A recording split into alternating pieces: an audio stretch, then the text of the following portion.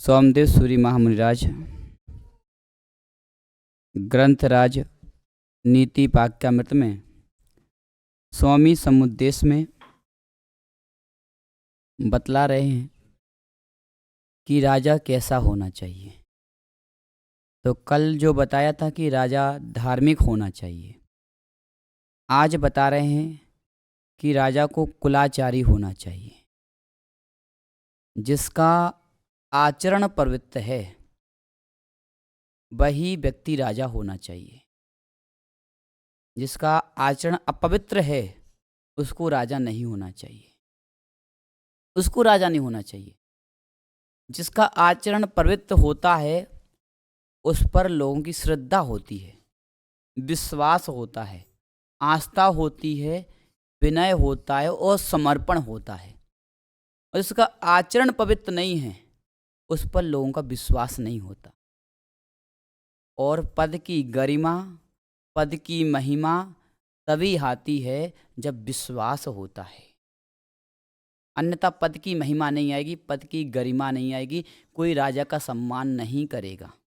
अगर आपने दुराचारी को राजा बना दिया और दुराचारी को राजा बना दिया तो छोटे छोटे बच्चे भी उसका अपमान करेंगे, बच्चे भी अपमान करेंगे। और जब घर के लोग अपमान करेंगे तो बाहर के लोग कभी सम्मान नहीं करेंगे। अगर आपको बाहर के लोगों से सम्मान चाहिए है तो आपको पहले अपने घर के लोगों के सम्मान को प्राप्त करना होगा। जब तक घर के लोग आपका सम्मान नहीं करेंगे तब तक आपका बाहर भी सम्मान नहीं हो सकता।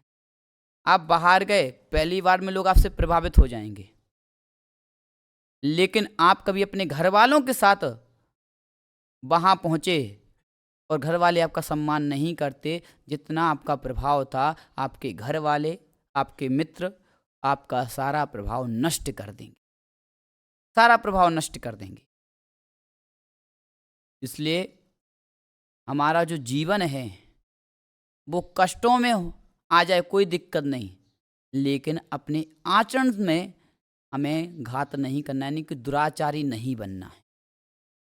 कितने भी कष्ट आ जाएं सहन कर लेना, कितने भी कष्ट आ जाए सहन कर लेना, लेकिन आचरण को विकृत नहीं होने देना। एक बार आचरण विकृत हो गया, पुनः अपने आप को स्थापित आप कर भी लोगे, लेकिन श्रद्धा में स्थापित हो पाना बहुत कठिन है, बहुत कठिन है। इसलिए राजा कुलाचारी होना चाहिए, सदाचारी होना चाहिए। और कुलाचारी से उसका कुल देखना चाहिए कि किस कुल का है, वो किस कुल का है। कुल के संस्कारों का भी प्रभाव पड़ता है। कोई क्रूर कुल में जन्म ले तो उसके अंदर क्रूरता रहती है, उसके निर्णय में भी क्रूरता रहेगी और वह प्रजा के साथ भी क्रूरता का व्यवहार करेगा। और जिसके कुल में दया सिखाई गई है, अनुकंपा सिखाई गई है, अगर वह राजा बनता है तो वह प्रजा के प्रति और प्रजा की संपत्ति के प्रति भी दयावान रहेगा, क्रूरता का व्यवहार नहीं करेगा। अगर देखें तो राजा बनने की योग्य वही है जो अहिंसा धर्म का पालन करने वाला है। हिंसक राजा बनने की योग्य कदापि नहीं है, कदापि नहीं है। हिंसक को राजा कभी नहीं बनाना चाहिए। अगर हिंसक राजा बन गया, हिंसक राजा बन गया तो सज्जन लोग दुखी हो जाएंगे, धर्मात्मा जीव धर्म नहीं पाल पाएंगे और अनाचार फैल जाएगा। और अनाचार फैलेगा, जब अनाचार फैलता है तो समय के पहले लोग मृत्यु को प्राप्त हो जाते। क्यों? क्योंकि किसी को गुस्सा आई उसने सीधा मार दिया। राजा अगर अपने आप में संपन्न है, दंड देने में, निग्रह अनुग्रह करने में संपन्न है, प्रवीण है, तो उसके भय के कारण लोग पाप नहीं करते। गुस्सा आती है, लोग मारने का भाव भी कर लेते, लेकिन मार नहीं पाते। क्यों? अगर हमने इसको मार दिया हमें जेल हो जाएगी, जेल में कष्ट होंगे, भय के कारण पापों से बचते हैं। जो संसारी जीव हैं सम्यक दर्शन से शून्य हैं, वे पर के भय के कारण यानी कि राज भय के कारण पाप नहीं करते, और जो सम्यक दृष्टि जीव होता है वो पाप भय के कारण पाप नहीं करता। पाप से डरता है इसलिए पाप नहीं कर पाता है। और जिन जिन को भी अपने जीवन में विकास चाहिए है उन्हें किसी ना किसी से भय होना चाहिए, किसी ना किसी से भय होना चाहिए। माता पिता से भय रहेगा तो बच्चा कभी गलत कदम नहीं उठाएगा, गलत काम नहीं करेगा, कभी व्यसनों की ओर नहीं जाएगा। अगर पत्नी पति से भयभीत होती है तो वह शील का पालन करेगी। विद्यार्थी अगर अध्यापक से भयभीत रहते हैं तो वे अध्ययन करेंगे, ज्ञानी बनेंगे। गुरु से अगर शिष्य भयभीत रहते हैं तो शिष्य अनुशासन का पालन करेंगे। और जो वैरागी जीव है वो संसार के विषय वासनाओं से भयभीत रहेगा तो वो वैराग्य को सुरक्षित रख पाएगा। इसलिए भय जो है वह आपके जीवन को मर्यादित करने का काम करता है, मर्यादित करने का काम करता है। इसलिए भय होना अनिवार्य है, अनिवार्य बोल दिया, भय होना अनिवार्य है। लेकिन भय कैसा होना चाहिए फिर ये भी बात कर लो। सम्यक दृष्टि जीव निर्भय होता है फिर भी भयभीत होता है। वह भोगों की आकांक्षाओं से भयभीत होता है लेकिन वस्तु स्वभाव के ज्ञान से वस्तु व्यवस्था से निर्भीक होता है, निर्भीक होता है। वो ना इस लोक का भय रहता है ना परलोक का भय रहता है, क्योंकि वह सिद्धांत करता है कि जो जीव जैसे कर्म करेगा उसको वैसा फल मिलेगा। जिनके अंदर आकांक्षा है, इच्छा है, चाह है, उन्हें भय रहता है। जिनके अंदर कोई आकांक्षा नहीं, चाह नहीं, उनके अंदर कोई भय भी नहीं रहता। सम्यक दृष्टि जीव को अपने मरण से भी भय नहीं लगता है, नहीं लगता। इसके भी कैसे भंग बनाने हैं, जैसे विद्यालय है तो विद्यालय में बहुत सारे बालक पढ़ते हैं, तब ड्रेस तो एक सी पहने हैं और उसी विद्यालय के बालक कहलाते हैं, लेकिन सबकी योग्यताएं अलग अलग होती हैं।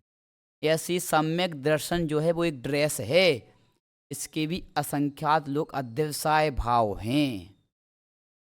कांक्षा आना ये सम्यक दर्शन का अतिचार है, ना कि सम्यक दर्शन का छूट जाना है। बहुत सारे विषय ऐसे हैं जो लोग समझ नहीं पा रहे हैं।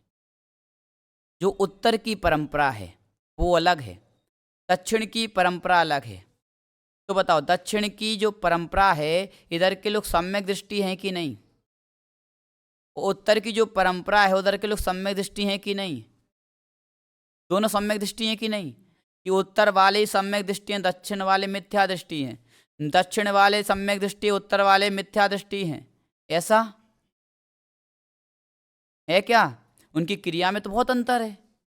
क्रियाकलाप से सम्यक दर्शन की हम बाहरी की पहचान कर सकते हैं लेकिन यथार्थता की पहचान नहीं कर सकते, यथार्थता की पहचान नहीं कर सकते। इसलिए क्रिया को देख कर के विकल्प नहीं करना है, हमें अपने परिणामों को देखना है। कहाँ कौन सी क्रिया हो रही है, कहाँ कौन सी क्रिया। अरे देखो इधर पे देवी देवताओं को ज़्यादा स्थान दे रहे, इधर पे देवी देवताओं को स्थान नहीं दे रहे। सम्यक दर्शन बहुत गहरा है। क्या सम्यक दृष्टि जीव अपने माता पिता के पैर छुएगा? माता पिता के चरणों में अपना मस्तक रखेगा? रखेगा? तो सम्यक दर्शन में दोष लग गया उसको, सम्यक दर्शन छूट गया है। क्यों? क्योंकि उसके माता पिता मिथ्या दृष्टि भी हो सकते हैं। तो भाई मिथ्या दृष्टि जीव को अपना मस्तक झुका रहा है, मस्तक झुका रहा है। बताओ सम्यक दर्शन में दोष लग गया? नहीं लगा। लोक व्यवहार और परमार्थ व्यवहार, लोक व्यवहार की अपेक्षा वो है, परमार्थ व्यवहार तो देवशास्त्र गुरु का ही है। और जो अन्य देवशास्त्र गुरु व्यवहार जो पूजा आदि कर रहे हैं, सम्मान आदि दे रहे हैं, वो लोक व्यवहार है, ना कि परमार्थभूत व्यवहार है। इतना व्यवस्थित व्याख्यान होना चाहिए। इतना व्यवस्थित व्याख्यान नहीं हुआ, इसलिए विकल्प खड़े हो गए। बहुत सारी क्रियाएं से छुड़ा दी गई। अब दीपक की एक क्रिया थी कि दीपक नहीं जलाना। दीपक आगम में निषेध बिल्कुल नहीं है, दीपक जलाओ, भगवान की आरती करो। लेकिन अपन को क्या समझाना था कि दीपक जो है आप जलाते हो तो उसको सुरक्षित करके रख दो, उसके ऊपर कुछ रख दो जिससे कि जीव वहां ना पहुंचे और जीवों की मृत्यु ना हो, ये समझाना था। लेकिन क्या किया, दीपक जलाना ही बंद करा दिया। कुछ लोगों ने अभिषेक में हिंसा देख ली, पानी के, चौगली जी, पानी के अभिषेक में हिंसा देख ली, तो उन लोगों ने पानी का अभिषेक करना भी बंद कर दिया है। पानी का अभिषेक करना बंद कर दिया है और क्या करते हैं, कपड़ा से, सूखे कपड़े से पोंछ देते हैं, बस हो गया, भगवान का मार्जन हो गया, ये करने लगे हैं। अब कुछ टाइम बाद और ऊपर देखेंगे, गंदों तक वो कपड़े को गीला करके रखेंगे ना, तो उसको निचोड़ लेंगे अंगोछी को, और ऊपर पहुंचेंगे कुछ समय बाद तो बोलेंगे कपड़ा भी नहीं, मूर्ति भी नहीं रखो। क्यों? अलग से एक विकल्प बढ़ जाता है, संभालने का विकल्प बढ़ जाता है, संभालने का विकल्प बढ़ जाता है, उससे दूर हो जाएंगे, उससे दूर हो जाएंगे। तो अब हमें समझना है कि हमने धार्मिक क्रियाओं को हिंसा कह करके दूर करा दिया, प्रमाद को दोष नहीं दिया। किसको दोष नहीं दिया? प्रमाद को दोष नहीं दिया, आलस को दोष नहीं दिया, हमने क्रिया को दोष देकर के दूर करा दिया। इसलिए प्रमाद को दोष दो, क्रिया को दोष मत दो। अगर क्रिया आप छुड़ा देते हो लोगों की, तो आप आगम का अवर्णवाद करते हो, दर्शन मोहिनी कर्म का आश्रय बंद कर रहे हो। बोले आगम में है ही नहीं, ऐसा बोल के आगम में है ही नहीं। जब लोगों ने आगम खोल के देखे, आज हम एक ग्रंथ पढ़ रहे थे, उसमें सारी क्रियाएं लिखी हैं। हमने कहा जो निषेध कर रहे हैं वो दर्शन मोहिनी कर्म का आश्रय कर रहे हैं। इसलिए जहाँ जैसी विधि व्यवस्था है वहाँ किंचित भी विकल्प नहीं करना चाहिए। और आगम दिखाओ, किसी को सुधारो मत, किसी को जबरदस्ती मत करो तुम ऐसा करो। आप तो आगम दिखा दो, भैया आगम ये कह रहे, अगर आप सुधरना चाहे तो सुधर जाओ, नहीं सुधरना चाहे तो मत सुधरो। और आगम समझने के बाद अगर आपको वो क्रिया पसंद नहीं है तो आपको किसी का विरोध भी नहीं करना चाहिए। आगम ये सिखा देगा कि किसी का विरोध भी मत करो जो आपको क्रिया पसंद नहीं है, लेकिन आगम में है तो विरोध भी मत करो। विरोध करोगे तो आप अवर्णवाद कर रहे हो आगम का, इसका। और केवली सुत संग धर्म देवर्मादो दर्शन मोह से। इसलिए राजा कुलाचारी होना चाहिए। कैसा होना चाहिए? कुलाचारी होना चाहिए। कुलाचारी है तो वह राज्य अच्छे से कर सकता है, प्रजा का ध्यान रखेगा। और जो कुलाचारी नहीं है वो कितना भी अच्छा करने का प्रयास करे, वो कुल के संस्कार उसके टपकी आते हैं, टपकी आते हैं। और वो कुल के संस्कार टपकेंगे तो वो क्रूरता पर उतारू हो सकता है। इसलिए कुलाचारी राजा को ही हमें राजा बनाना चाहिए। और जो कुलाचार से रहते हैं, दुराचारी हैं, उनको कभी राजा नहीं बनाना चाहिए। शेष आगे विचार करेंगे। परम पूज्य आचार्य गुरु से विशुद्ध सागर जी महाराज की